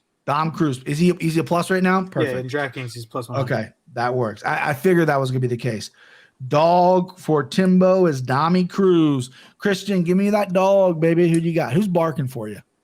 Do Bronx. Do Bronx. Okay. I like that this guy is dog is sticking to his guns. I like it. This is the one I didn't really fill out yet because I was more obsessed with my whatchamacallit. I'm gonna go Danny Ige. Danny Ige is gonna be my dog lock. It's something I'm not super confident in, but when I look at the dogs here, I just think Danny Ige can probably grease out a decision. I agree. I don't think that fight's getting finished. I think it's gonna be a decision. All right, Christian, what's left is send him home. Give me your send him homes. Man, you guys just put these out here perfectly for me. I got all of my top choices. Give me the GOAT. Oh, that's a little kind of bullshitty. You know what I mean? I'll give it to. It's the cinnamon. I'll give it to him. Okay, all right.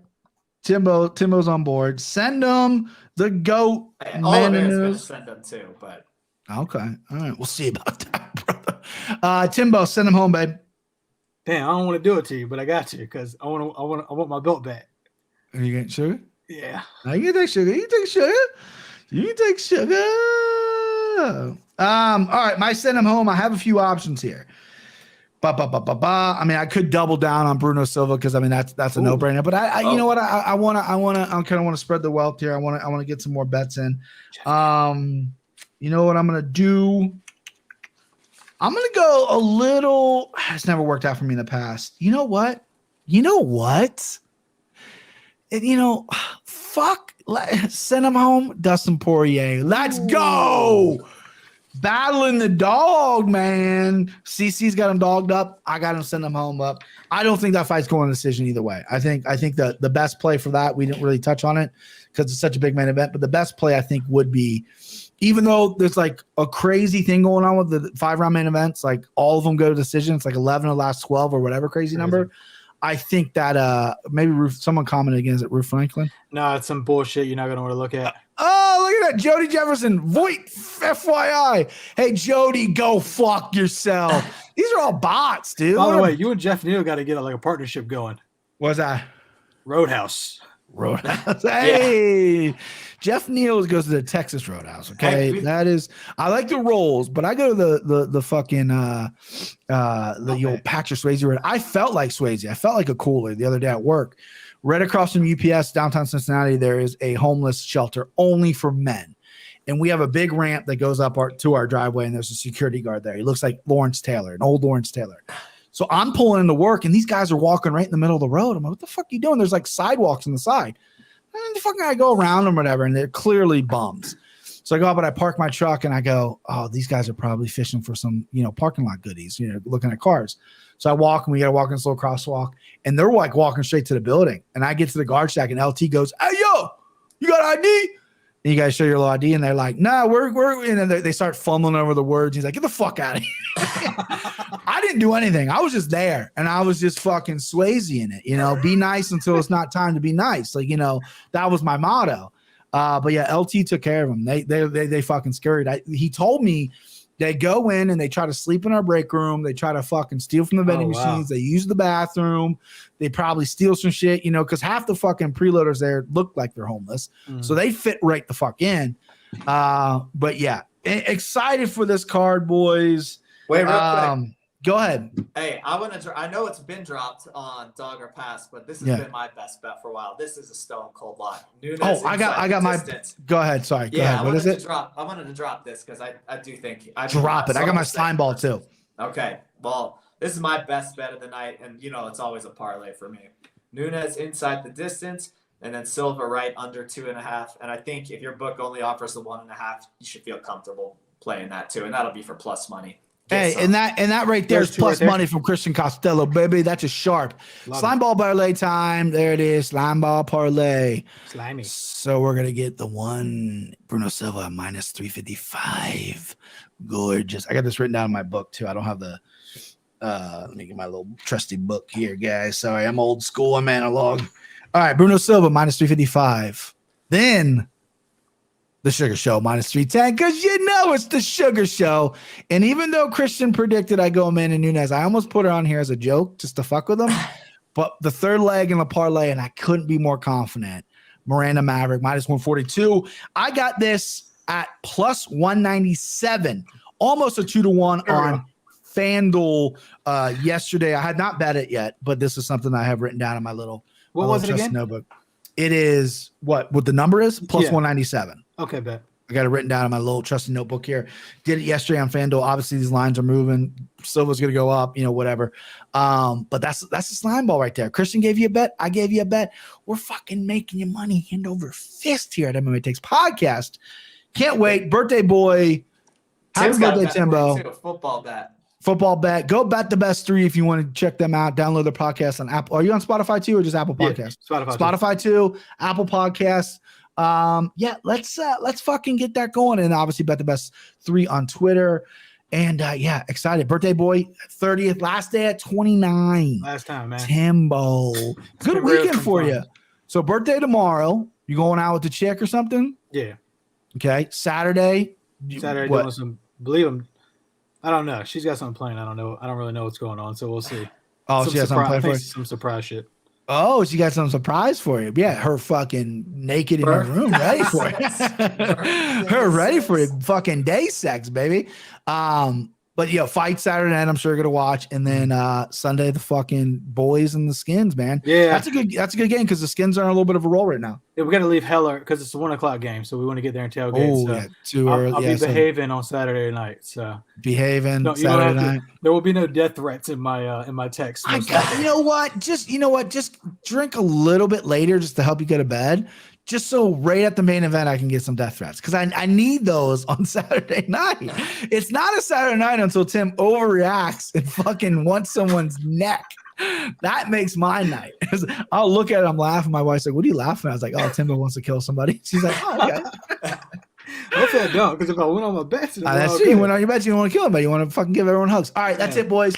Great podcast. I'm glad we got the audio issue fixed. StreamYard looks like it's going to work out for the time being. We'll talk Saturday, boys. I'll see you. See you, brothers. Later.